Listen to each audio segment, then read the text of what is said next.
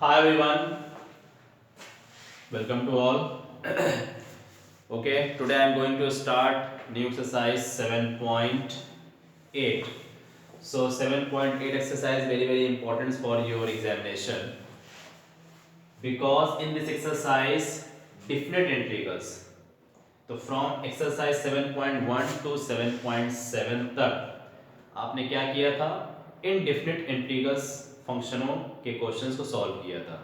Generally जो formula based था, कुछ टेक्निक्स थी, कुछ उसमें हम लोग सब्स्टिट्यूट करते थे, कहीं कंडीशन को ट्रांसपोज भी करते थे, पार्शियल फ्रैक्शन, पार्ट फंक्शन के थ्रू इन सारी चीज़ों का यूज़ करते थे। ओके, बट 7.8 एक्सरसाइज इंपॉर्टेंट इस वजह से हो जाती है क्योंकि आपका कैलकुलस का जो ह्यूज पार्ट या ह्यूज ब्रांच कह सकते हैं वो आपकी एक्सरसाइज 7.8 से स्टार्ट होती है। ठीक, और 7.8 के डिफरेंट इंटीग्रल्स का कैलकुलेशन पार्ट मोस्टली फिजिक्स के bounded surface area, particular area से रिलेटेड या एरिया को मिनिमाइज या मैक्सिमाइज करने के रिलेटेड भी यूज किया जाता है, जिसमें आपके पास लोअर लिमिट और अपर लिमिट आती है। But here the main important thing, definite integral as the limit of a some.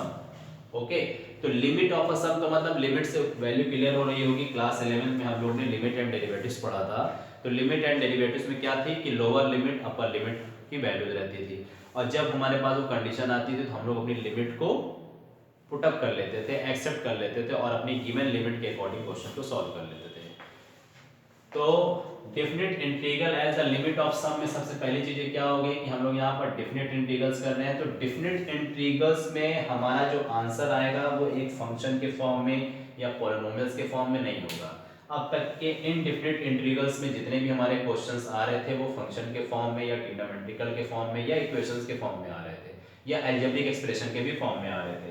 But right now definite integrals में जो भी आंसर आएगा is the unique solution, is the unique solution. तो यहाँ पर हमारी जो भी वैल्यूज आएंगी वो एक न्यूमेरिकल वैल्यू की तरह परफेक्ट आंसर में होंगी, जिससे हम किसी का एरिया रिकॉग्नाइज भी कर सकते हैं, एक्सेट्रा एक्सेट्रा। तो उसमें हम लोग क्या करना पड़ता है कि अपनी लिमिट का सम फाइंड करना पड़ता है। तो finally we denoted the definite integrals like integral fx is the continuous function. Suppose fx is the continuous function जिसका हमको x के रेस्पेक्ट में इंटीग्रेशन करना है with limit like a to b। तो ये डेफिनेट इंटीग्रल्स के क्वेश्चन का सैंपल हो जाएगा। Lower limit is a and upper limit is b। Lower limit and upper limit, ठीक, जिसमें हमको x के रेस्पेक्ट में इंटीग्रेशन करना है। अब लोअर लिमिट अपर लिमिट की वैल्यूज को हम कैसे कर सकते हैं, तो याद करिए फर्स्ट प्रिंसिपल। ओके, तो फर्स्ट प्रिंसिपल का फॉर्मूला हम बाद में बनाते हैं, लेकिन उससे पहले यहाँ पर जो हमारे पास सबमिशन का मतलब कि जो क्वेश्चंस होंगे उनका सबमिशन या उसकी सीरीज कैसे बनेगी उसको पहले चेकआउट करना है। तो यहाँ पर मैक्सिमम, मैक्स टू मैक्स कुछ ऐसे 5 फॉर्मूले आपके माइंड में आएंगे जो इस एक्सरसाइज के लिए सुटेबल होंगे। ओके, 7.8 के लिए। तो लाइक अगर हमारे पास कोई सीरीज का फॉर्म रहता है 1 + 2 + 3 + 4 4 dash up to n terms तक होता है, तो इनका अलजेब्रिक सम हम किससे रिप्रेजेंट करते थे, sigma n, because sum of the natural numbers. तो sum of the natural numbers sigma n is equal to हमारा फॉर्मूला क्या बन जाता था, n + 1/2। ओके, तो एक फॉर्मूला आपका ये बना क्लास 11 से। राइट नाउ सीरीज बन गई 1 का स्क्वायर, 2 का स्क्वायर, 3 का square, dash dash dash n square. तो क्या हो गया, sum of the square of natural number, sum of the square of natural numbers का summation sigma n square is equal to what, n + 1 to n + 1/6, second formula। Similarly 1 cube, 2 cube, 3 cube, dash dash dash up to n cube. तो ये हमारे पास क्या हो जाता है, sum of the cube of natural numbers. तो sum of the cube of natural numbers का मतलब यहाँ पर क्या हो जाएगा, सिग्मा n क्यूब। तो सिग्मा n क्यूब का फॉर्मूला क्या बन दिया था, n n+1/2 का होल स्क्वायर। ओके, तो ये हमारे लिए थर्ड फॉर्मूला बन गया। Right now limit x tends to 0 sin x upon x is equal to 1 and limit x tends to 0 e to the power x minus 1 upon x is equal to 1 हो गया। तो ये आपके पास fifth, ये हमारे fifth फॉर्मूले का एक बेसिक यूटिलाइजेशन होगा इन दिस एक्सरसाइज 7.8 में। बट अब यहाँ पर हम लोग अपने डिफरेंट इंटीग्रल्स के क्वेश्चन को सपोज कैसे करते, सॉल्व कैसे करते, तो उसको ज़्यादा हम लोग इतना इलैबोरेट नहीं करते, लेकिन फिर भी एक कंडीशन समझ सकते हैं कि जब हमारे पास कोई कॉन्टिन्यूएशन फंक्शन होता है, this is the Cartesian plane x axis y axis, तो जब हमारे पास कोई फंक्शन fx या कॉन्टिन्यूएशन में कोई फंक्शन होता है तो उसकी लिमिट को अगर हम लोअर से अपर की तरफ ले जाएंगे तो कर्व का शेप हमारा ऐसे रहेगा। ठीक, तो जो हमारा कर्व बनेगा, तो जहां पर हम सबसे बॉटम पे रहेंगे वो हमारी x एक्सिस के बिहाफ पे x0 की पोजीशन होगी। फिर जहां पर हम सबसे फाइनल स्टेज पे या टॉप पे रहेंगे तो वो हमारे लिए this is the position of, ऐसे इसकी पोजीशन बनती जाएगी और पोजीशन इसकी चेंज होती जाएगी। तो इसको हम x1 x2 dash dash dash, तो लास्ट वाले को हम क्या बोल सकते हैं, xn। ठीक, तो xn के फॉर्म में जो इसकी सबसे लास्ट पोजीशन हो जाएगी वो हमारे लिए अपर लिमिट का काम करेगी। तो फाइनली हम लोग ने यहाँ लोअर लिमिट को स्मॉल a से रिप्रेजेंट किया है, अपर लिमिट को b से रिप्रेजेंट किया है। तो ये जो x0 की जो लोअर पोजीशन होगी वो हमारे लिए क्या बन जाएगी, लोअर लिमिट a बन जाएगी। जो xn होगा इसकी पोजीशन हमारे लिए क्या बन जाएगी, b, जो हमारे लिए अपर लिमिट का काम करेगी। क्लियर। तो अब यहां से जो फॉर्मूला बनता है, लाइक ये हमारे लिए कोई कॉन्टिन्यूअस फंक्शन fx होता है। अब इसमें जब हम लोग फॉर्मूले बनाने की कोशिश करते हैं तो nth is equal to b minus a, upper limit minus lower limit निकाली जाती है। तो ये nth की मीनिंग कहां से निकल रही है, ये h height is equal to b minus a upon n का फॉर्म होता है। तो हम इसको nh is equal to b minus a भी कन्वर्ट कर सकते हैं। तो ये h की वैल्यूज निकल कहां से रही है हमको, क्योंकि इनके बीच में कितने पोजीशन प्लेसेस हैं, n पोजीशन प्लेसेस हैं। ठीक, तो हम लोग ने h की वैल्यू क्या होती है, तो ये height of the curve from horizontal surfaces, या जिस पे आप लेंगे तो वहां से उसकी ये हाइट क्या होती है, डिफरेंट हाइट है। तो डिफरेंट हाइट किस पे बिलोंग कर रही है, n की पोजीशन पे बिलोंग कर रही है। तो बट क्रॉस मल्टीप्लाई कर देते हैं तो एक कंडीशन बन जाती है nh is equal to b minus a। इसको रिमेंबर रखिए, कहाँ यूज होता है बताया जाता है, ठीक है। बट अगर इसको आप h is equal to b minus a upon n भी लिखना चाहते हैं तो वो भी उसी फॉर्म में लिखिए, ठीक है।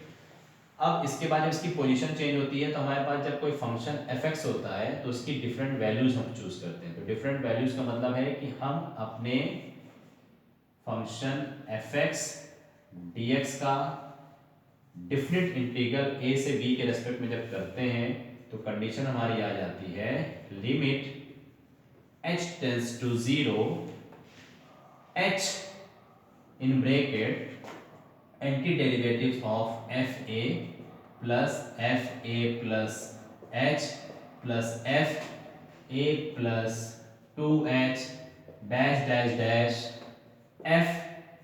fa plus n minus 1b। इसको इस फॉर्म में कर सकते हैं। तो सही तरीके से हमारा डिफिनिट इंटीग्रल्स चैप्टर से रिलेटेड हमारा जो फॉर्मूला बनता है वो ये बनता है। और क्यों बनता है, क्योंकि टॉपिक आपने लिखा definite integral as the limit of a sum. ठीक, एक सम की लिमिट आपने देखा, यहाँ पर हमने लोगों ने लिमिट से लेकर के अपने फंक्शन का लोअर लिमिट से लेकर अपर लिमिट तक सम किया। ठीक, तो उसी के अलजेब्रिक एक्सप्रेशन को हम लोग यहाँ पर समराइज फॉर्म में कैसे लिख रहे हैं कि कॉन्टिन्यूएशन फंक्शन का अगर हमको डिफरेंट इंटीग्रल्स फाइंड आउट करना है तो taking the limit h tends to 0, where is h is this b minus a upon n। तो we can write also limit h tends to 0, so value of h is equal to what, b minus a upon n। तो b minus a तो आपकी values रहेंगी upper limit minus lower limit, but ये n जो रहेगा last moment तक आप इसका लेके चलेंगे। इसीलिए b minus a upon n को हम शॉर्ट फॉर्म में क्या लिख सकते हैं, NH की वैल्यू लिख सकते हैं। तो मैंने यहाँ H लिखा ना, तो इस H की वैल्यू डायरेक्टली हम अंदर मल्टीप्लाई करेंगे तो कैलकुलेशन पार्ट में हमारे लिए यूजफुल होता है और इजी हो जाता है। But b minus a upon n ये आपका अंडरस्टूड पार्ट है। ओके, तो इसको इस फॉर्म में लिखने की जरूरत नहीं है, बट फिर भी आपको लिखना है तो आप लिख सकते हैं। जब आप लिखेंगे तो 1 अपॉन एन आप सेपरेट कर दीजिए। 1 अपॉन एन सेपरेट करने के बाद आप लिमिट s टेंड्स टू 0 करिए, b माइनस ए यहाँ मेंशन करिए, फिर आप पूरा ब्रैकेट के अंदर ये फॉर्म लिख दीजिए। कैपिटल F हम क्यों लिख रहे हैं? Anti derivatives of given function f a plus f a plus h f a plus 2h dash dash dash f a plus n minus 1 d up to terms तक हम लोग ने ले लिया। ओके, बट अब इसमें F a plus h f a plus 2 हम लोग कैसे पुटअप करेंगे, ये हम लोग एक क्वेश्चन की हेल्प से ही करेंगे। ओके, तो यहाँ पर जो बेसिकली मेन फॉर्मूले हैं वो सब तो हम लोग के नोट हो गए हैं, लेकिन फिर भी हम लोग क्वेश्चन को उठाते हैं और फॉर्मूला वहाँ पर अगेन हम आपको दिखाते हैं कि फॉर्मूला फिर वहाँ कैसे लिखना पड़ेगा। ओके, तो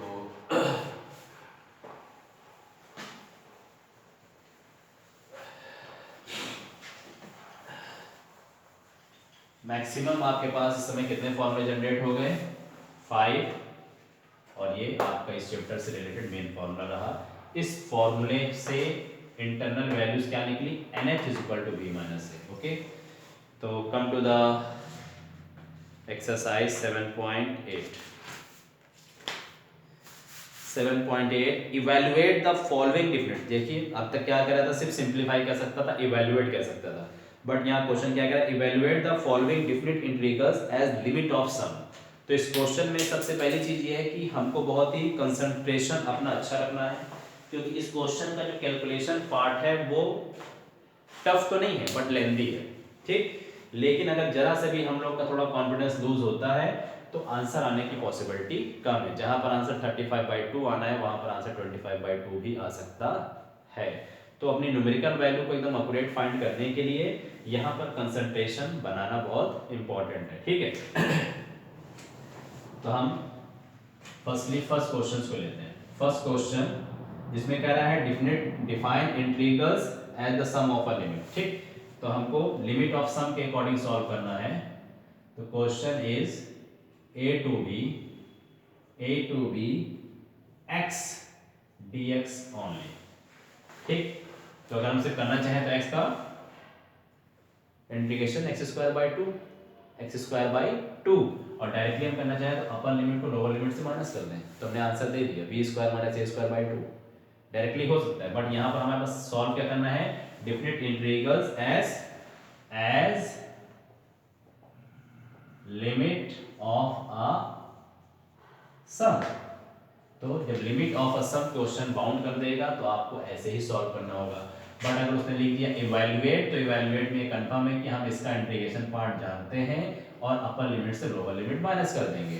तो x का इंटीग्रेशन होता है x²/2, तो अपर लिमिट हो जाएगी x के प्लेस पे b² - a²/2 answer. Okay, so here finally हमारे पास fx गिवन है, तो हम सबसे पहले यहाँ सपोज करेंगे NH क्या है हमारे पास? NH is equal to upper limit minus lower limit, but upper limit is b, lower limit is a। तो NH इज इक्वल टू हमारे पास जो वैल्यू निकलती है वो b माइनस a की निकलती है। Same this topic. फिर कंडीशन क्या बनती है कि आपको FA फाइंड करना होता है। FA, तो FA जो फाइंड करते हैं हम लोग वो हमारे फंक्शन fx के इक्वल होता है। हमारा फंक्शन fx किसके इक्वल है? x के इक्वल है। जब हम fa को fx के कंपैरिजन में करेंगे तो x के प्लेस में उसको क्या रखना है? a रखना है। तो fa की वैल्यू क्या निकल आई? a। सिमिलरली फिर हम क्या निकालेंगे? fa प्लस h निकालेंगे। fa प्लस h की मीनिंग में क्या होगा? x के प्लेस पे a आ रहा है, तो हमारे पास कंडीशन क्या बन जाएगी? a plus h। Again capital F a plus 2h, तो a plus 2h dash dash dash क्या निकालना है हमको? f a plus n minus 1 d। तो a के प्लेस पे तो a ही आ रहा है, प्लस n-1 के प्लेस पे यही रहेगा, हम लोग ने इसको डी लिख दिया, ये h होना चाहिए, ठीक, हमने जनरल टर्म्स लिख दिया, यहाँ पर भी क्या है जनरल टर्म्स लिख दिया मैंने, सब d की जगह क्या हो जाएगा h हो जाएगा, f a plus n-1 into h, तो f a n-1 into h, तो ये हमारा nth टर्म की पोजीशंस की वैल्यू हो गई, ये f a हो गई, ये f a प्लस h हो गई, ये f a प्लस 2h हो गई, डैश डैश डैश हम लोग ने इसके अकॉर्डिंग f a n-1 इसकी वैल्यू निकाल दी। अब जो वैल्यूज निकली हम लोग अपने उसको फॉर्मूले में पुट करते हैं, तो फॉर्मूला हमारा क्या बन जाएगा, limit h tends to 0 again h this, ठीक, उस h की वैल्यूज को बाद में रखेंगे, क्या करना तो हमारे पास फॉर्मूला क्या बना, f a plus f a plus h f a plus 2h dash dash dash f इन करली bracket a plus n-1 into h, ठीक, तो ये जो फॉर्मूला हमने लिखा है किसके इक्वल है, अपने क्वेश्चन फंक्शन के इंटीग्रल के इक्वल है, like a to b fx x dx is equal to, again we can write limit s tends to 0 h in bracket, what putting the values, putting the different values from obtaining values in this condition, तो f a के place पे आपके पास क्या आया है a, f a plus h के place पे क्या आया है a plus h, a plus 2h के प्लेस पे क्या आया है a plus 2h, dash dash dash n के प्लेस पे क्या आ रहा है a प्लस n-1 h ये हमारी एज द लिमिट ऑफ सम की कंडीशन अब जाके बनी। अब इसको सॉल्व करने के लिए अपने प्रोसेस पे आइए, हियर a हर टर्म्स में आपको a मिल रहा है, तो limit s tends to 0 h in square bracket हम a को सबके साथ अटैच कर देते हैं, तो ये हमारा जनरल टर्म्स हो जाएगा, यानी a टर्म्स हो जाएगा, प्लस फिर हमारे पास क्या बचा h 2h 3h 4h then n-1h, तो इसमें से हम h कॉमन लेकर के 1 plus 2 plus 3 dash dash dash up to n-1 तक कर दिया, स्क्वायर ब्रैकेट क्लोज कर दिया, limit s tends to 0 h a कहाँ तक है a तक है, तो इसको हम लोग सिर्फ क्या लिख देंगे a लिख देंगे, बिकॉज जनरल टर्म्स हो गया, नंबर होता तो हम लोग n के मल्टीपल्स में लिख देते, बट a है अप टू a तक है तो हम लोग ने a लिख दिया, प्लस h, अब इसका समेशन कहाँ तक जा रहा है अप टू n-1 तक जा रहा है, तो we can right sigma n-1 बन गई सीरीज, ठीक, तो ये हमारा सिग्मा n-1 की तरह बिहेव करेगा सिग्मा n का जो फॉर्मूला होता है, ओके, तो again limit s tends to 0 h a plus h, अब ये सिग्मा n है, सिग्मा n का फॉर्मूला हम लोगों ने क्या पढ़ा था, n प्लस 1/2, बस यहाँ पर n के प्लेस पे क्या आ गया है n-1 आ गया है, तो सिग्मा n-1 बनाने के लिए हम क्या करेंगे, n की जगह पे सिर्फ n-1 रख देंगे, इस n की जगह हम n-1 रख देंगे, इस n की जगह जब हम n-1 रखेंगे तो -1 प्लस 1 कैंसिल होकर सिर्फ n बन जाएगा, ठीक, बाई 2, यानी जो सिग्मा n का हमारा फॉर्मूला n प्लस 1/2 होता था वो सिग्मा n-1 की वजह से क्या हो गया n-1/2, यानी जहां प्लस था वहां सिर्फ माइनस हो गया, तो हम यहां पर इसको लिख सकते हैं n-1/2, क्लियर। अब अपनी प्रॉपर्टीज पे आते हैं, अब अपनी प्रॉपर्टीज का मतलब यहाँ पर ये हो जाएगा कि ये जो h है ब्रैकेट के बाहर, अब इसको हम अंदर मल्टीप्लाई करेंगे, और जब मल्टीप्लाई करेंगे तो हम ऐसे मल्टीप्लाई करेंगे कि हर जगह हमारा पेयर फॉर्म बने NH का पेयर फॉर्म बनेगा, क्यों, क्योंकि हम b माइनस ए उसकी वैल्यूज जानते हैं, और अगर हम लोग मल्टीपल में h को रखते हैं और लिमिट ले लेते हैं तो हमारा पूरा फंक्शन 0 हो जाता है, ठीक, तो h से ऐसे मल्टीप्लाई करेंगे, right now open the bracket, करने की जरूरत है, ऐसे मल्टीप्लाई कर देते हैं, h को a से मल्टीप्लाई करना पड़ेगा हमको, an तो ये हमारे पास अप टू a तक आया है, तो a के लिए तो हमारे पास a ही हो जाएगा, तो a h कर देंगे 0 हो जाएगा, वो कंडीशन आ जाएगी हमारे पास। ठीक है, तो इसको हम लोग मल्टीप्लाई कर देंगे a h, राइट नाउ नहीं हम लोग ने एक चीज कर दी कि हम लोग जब समेशन ऑफ a का ले रहे हैं अप टू n तक, क्योंकि हर जगह हमारा अप टू n तक जाएगा, तो इसका समेशन हमारा na बनेगा, समेशन इसका हमारा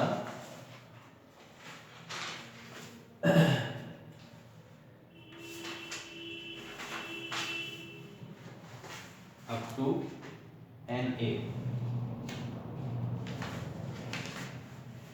b स्क्वायर अपॉन 2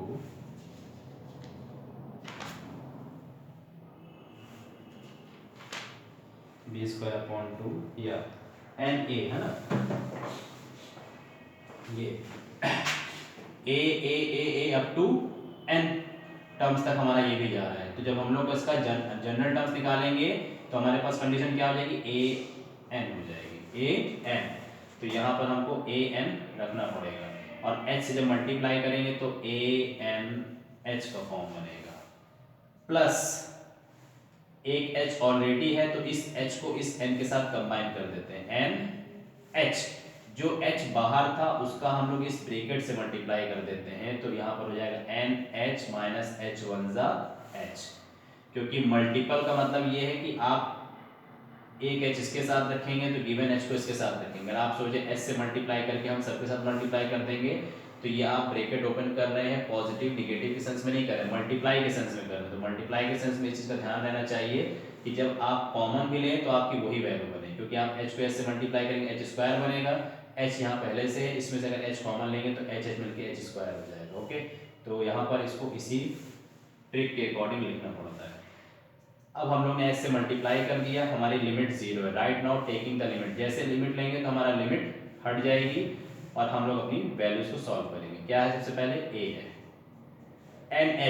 nh की वैल्यू क्या है, b minus a plus nh again b minus a, in this bracket nh b minus a, but minus h की लिमिट क्या है 0, तो माइनस 0 लिख के छोड़ सकते हैं अपॉन 2।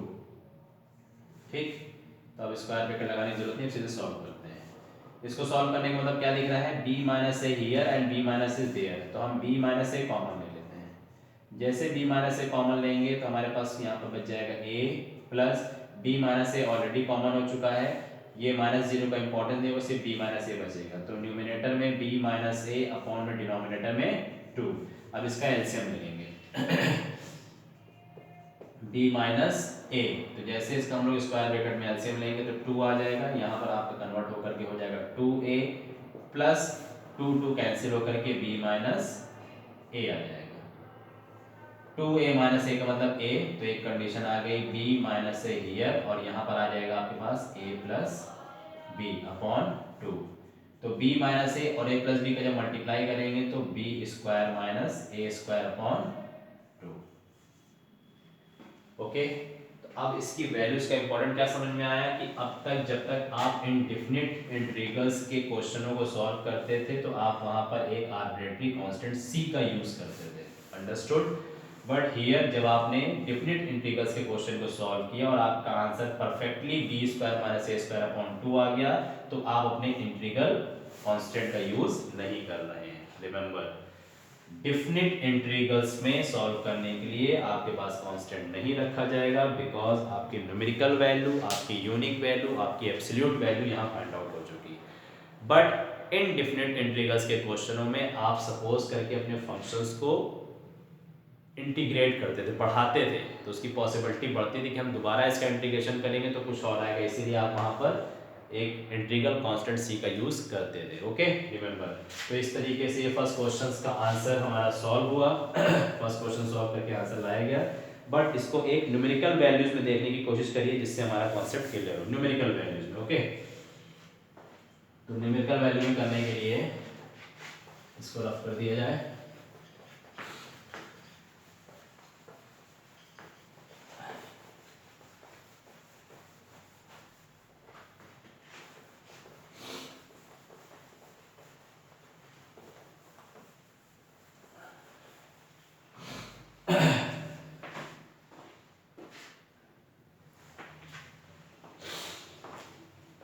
तो न्यूमेरिकल वैल्यूज के करने के लिए सपोज हम लोग क्वेश्चन नंबर सेकंड अप्लाई करते हैं। ठीक, question number second.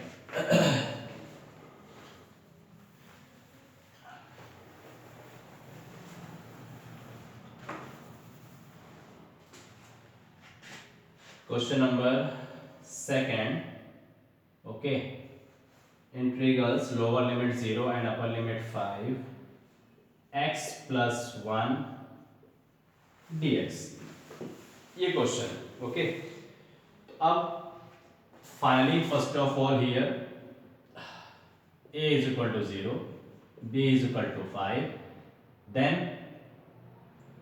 nh is equal to b minus a, nh is equal to 5 minus 0 means nh is equal to 5। nh की वैल्यू सेव हो गई, ओके, जिसको हम लोग डायरेक्टली पुट करेंगे। तो फिर क्वेश्चंस के अकॉर्डिंग हमको सबसे पहले क्या निकालना चाहिए, एंटी डेरिवेटिव्स fa निकालना चाहिए। fa का मतलब क्या हुआ, यहाँ पर a की पोजीशन क्या है 0, तो a के प्लेस पे क्या रखेंगे 0, तो ये बन जाएगा f0। बट ये f0 किससे बिलोंग कर रहा है, आपके फंक्शन fx से बिलोंग कर रहा है, और fx की वैल्यू क्या है x प्लस 1 है, तो x के प्लेस पे आप क्या रखेंगे 0 रखेंगे। 0 प्लस 1 का मतलब आंसर कितना आया 1। ओके, इसको इतना एक्सपेंडेड फॉर्म में इस वजह से किया कि आप इस चीज को समझ सकें। Again F a plus H आया, ए के प्लेस पे क्या जा रहा है 0 जा रहा है, तो जब 0 जा रहा है तो कंडीशन क्या बन जाएगी एफ एच की बन जाएगी। एफ एच किससे बिलोंग करेगा, आपके गिवन फंक्शन एफ एक्स से बिलोंग करेगा। फंक्शन क्या है एक्स प्लस 1 है, तो एक्स के प्लेस पे क्या आ गया एच, कंडीशन क्या बन गई h प्लस 1 की, h प्लस 1 की। Remember again a plus 2h anti derivatives, a की जगह क्या है 0 है, तो क्या बचा आपके पास 2h बचा। 2h किससे बिहेव करेगा fx फंक्शन से, फंक्शन क्या है x प्लस 1, तो x की जगह क्या रख देना चाहिए 2h प्लस 1 पहले से मौजूद है, डैश डैश डैश क्या निकालना चाहिए anti derivatives f, curly bracket a plus n minus 1 h, a की वैल्यू क्या है 0 है, तो हमारा एंटी डेरिवेटिव्स क्या बन जाएगा n माइनस 1 h। हम अपने फंक्शन की जगह पे रख दें, फंक्शन हमारे पास क्या है fx, जिसकी वैल्यू क्या गिवन है x प्लस 1, तो x के प्लेस पे क्या आ जाएगा n माइनस 1 h प्लस 1। ये सारी वैल्यूज आपके निकल गई। अब इसको हमको क्या करना चाहिए क्वेश्चन पे पुट करना चाहिए। ओके,